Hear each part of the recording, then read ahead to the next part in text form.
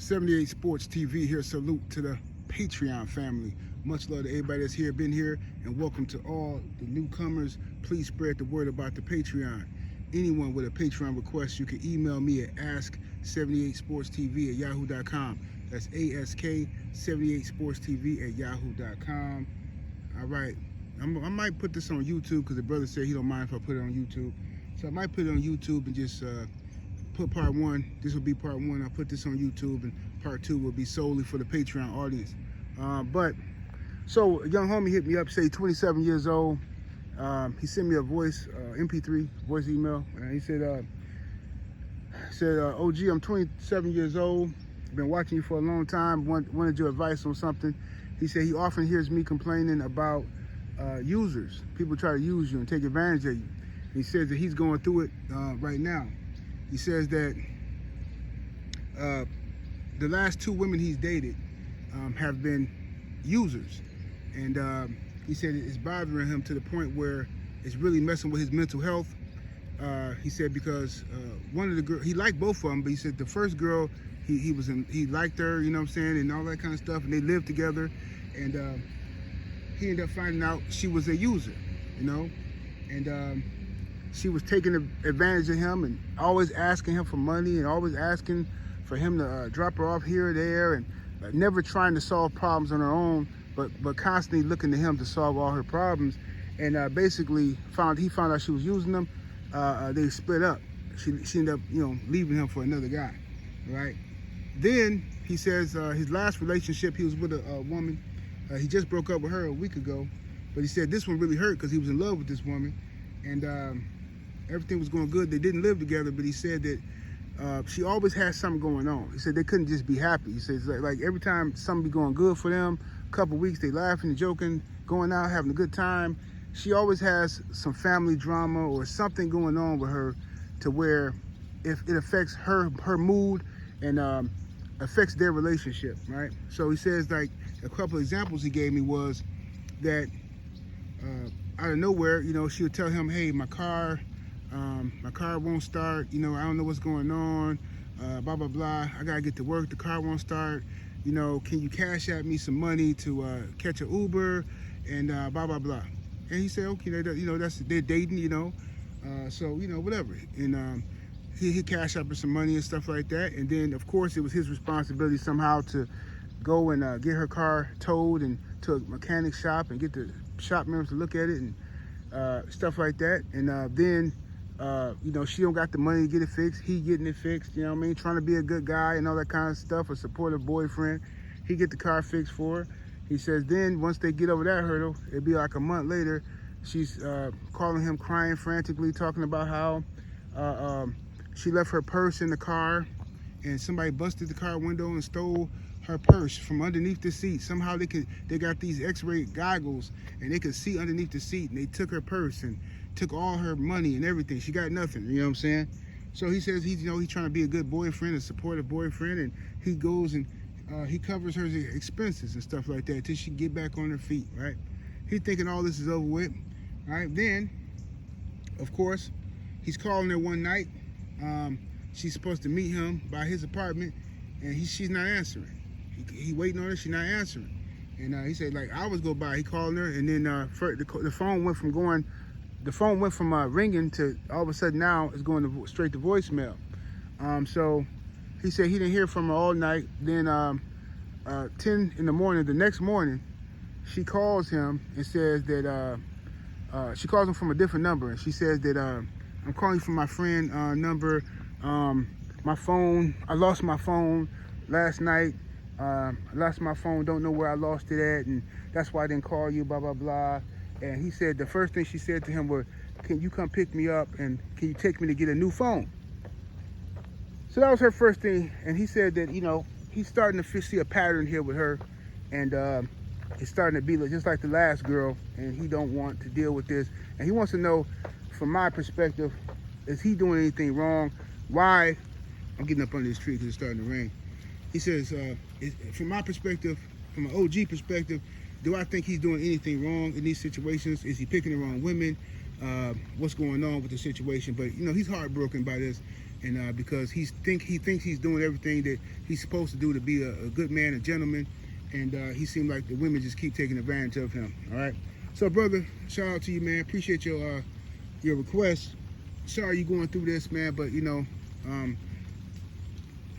the unfortunate part about this, brother, is yes, you've been trained wrong. Like most men have been trained wrong. Most men have been trained to help the damsel in distress. You know what I'm saying? And the epitome of your manhood is what you can do for a woman, what you can provide for this woman. That's what you've been told from movies and theater and books and all this type of stuff you've been told. And sometimes from your own fathers have taught you this type of behavior. Now, I'm not saying you're not supposed to take care of your woman, all right, and do for her. But I'm saying that it has to be both ways. Your woman should bring balance to your life. She should bring peace to your life and calm to your life, okay? She shouldn't be bringing drama, constant negativity. You know, one of the 48 laws of power, I think it was the 10th power, says that you should avoid the unhappy and the unlucky, because they will spread misery like an infection. Right? It would just spread to everybody around them. And that's why I can't deal with people like that no more either. If somebody's chronically miserable, chronically unlucky, you know what I'm saying? Chronically in a state of you know, like constantly in a state of needing my help, right? A state of crisis, right? I might title a video of that. If they constantly in a state of crisis, right? I can't deal with people like that, because people like that don't know how to do for themselves, or they flat out users and liars. Like, don't make me the first person you come to when you need help, right? What was you doing? What would you be doing if you didn't know me? What would you be doing? What was you doing before you met me? How did you get out of trouble? Did you have somebody else to lean on, or did you work through the problems yourself? See, I had a lady friend, a few of them actually, but one in particular I'm gonna tell you about. I'll say the rest of them for part 2 on the Patreon. But I had a lady friend who, real gorgeous girl, gorgeous, you know what I'm saying? Built how I like them and all that stuff, right? Just from the visuals, she's a 10 visually, right? Conversation wise, 10, right? But then she had this major flaw that most men would probably try to overlook because of the way she looked. You try to overlook her flaws because you want to keep smashing. Like that's how goofy we is. You'll overlook major flaws to keep smashing the chick. But what turned me off about her was she was always in a state of crisis, always. You know, within a week of me meeting her, I liked her. I told her my pet peeves. I said, listen, usually I don't tell women this, but I'm gonna tell you, because I'm giving you the cheat code to my heart. Okay, I'm giving it to you because I want you to win this game. All right, I want you to win. She said, oh, I'm getting the cheat code. I said, yes, I am. So I want you to pay attention. I don't like women asking me for stuff. All right, especially when I just met you. I don't like women asking me for money. I don't like women making me their first call when they need something and all this type of stuff, because when you nickel and dime me to death, you're gonna mess up your chances for having help when you really need it. See what I'm saying? If you keep asking me for $20, $10, $15, $30, $50, $100 every other day, and you always got some weirdo stuff going on. Oh, my daughter left my grandson at daycare, and I need to go get an Uber and get over there, and I don't have no money on my card. Oh, my engine making this funny noise, it's ticking, and the mechanic is over here right now, and he's saying that he got the part, he can fix it, he just wants $200 and I don't have the money. See, all these fantastic stories, women who they think they finessing dudes. When a dude give you that, it's because he like you. It's because he want to. You're not finessing him. He don't even believe necessarily the mumbo jumbo stories, these fantastic stories you be telling. But women do that, right? So this chick, I told her, like, look, I don't want you to start that with me. You see what I'm saying? I don't want you to start that because that's a pet peeve of mine, and that's the quickest way to get me to not talk to you no more. So she was like, okay. She's acting like she was really listening. Guess what happened 2 days later? 2 days later, the chick texts me. She testing this theory. See, she don't believe me. She don't believe fat meat greasy. So she testing this theory. She hit me up. And she say, some fantastic story, of course. Oh, I need to go to the hospital. Yeah, I'm finna leave work. I gotta go to the hospital. You know, I just can't do this right now. Ooh, and I'm having a headache. I don't know if my blood pressure, what it is. I need to go to the emergency room. I said, okay, go ahead, go into the emergency room. Now, mind you, I'm not in town. She called me and told me this. I said, well, yeah, go ahead, go to the emergency room. Okay, I don't have the no money to get there. And like, what you mean you don't have to call the ambulance? The ambulance is free. Okay, I have this phobia about ambulances. I don't want to be in the back of an ambulance because I saw my mama in the back of an ambulance when I was younger, and she passed away. And I got this phobia. Well, I said, so what you saying? I was wondering, could you send me like $100 just so I can listen, baby. Listen, what I just tell you the other day? What I just tell you? Oh yeah, you're right. I'm sorry. I shouldn't have asked you. You're right. I'm sorry. Cool. I gave her a pass. She retracted her begging, right? So I gave her a pass. What did she do? Not even a couple of days later, right? She asked me for something else, right? And it's like little small stuff, $50 stuff. Can you send me $50? You know what I'm saying? I'm trying to do this and do that, right? I said, oh yeah, what you trying to do? Oh, I'm just trying to get these. I'm trying to get some groceries. I'm trying to get some groceries for my friend got this Quest card. That's a food stamp card. I don't know what y'all call it where y'all at. My friend got this food stamp card, and she got $300 on this. She trying to sell. She trying to sell it for $150. I got $100, but she won't let me get it for the $100. I was wondering if you can let me get $50. Oh yeah, okay. All right, so you gonna cook for me or something? What you doing? I mean, you gotta make it good for me, you know? Oh yeah, I got you. I'm gonna come cook for you. So I said, what's the cash at? Right? Because I was finna be foolish and send it to her. I said, what's the cash at? You know what she said? She give me some dude cash at. I said, who dude? Oh, that's her dude. That's my friend. That's her boyfriend. I said, I'm not sending no dude no money. You got me messed up. No, he cool. Ooh. So then I read the name. I said, wait a minute. Hold up. Ain't this the weed man? I know, dude. This the weed man. You got, bro. I said, look, baby. Me and you just not compatible. She said, why, baby, why? And I said, shh. We're not compatible. The reason why we're not compatible is because, for one, you don't listen. You think you slick and you're not. Okay? Stop playing with me. This is why y'all chicks don't be having no man and all this stuff. Stop playing with me. Okay? So I told her I was blocking her and I don't want to talk to her no more. Of course, she called me from everybody else's number, bugging me, crying, and leaving messages. I love you. And I'm like, how you love me? How you love me when we've known each other for 2 weeks? How you love me? These are the ridiculous games that these chicks play. But I feel sorry for you, brother.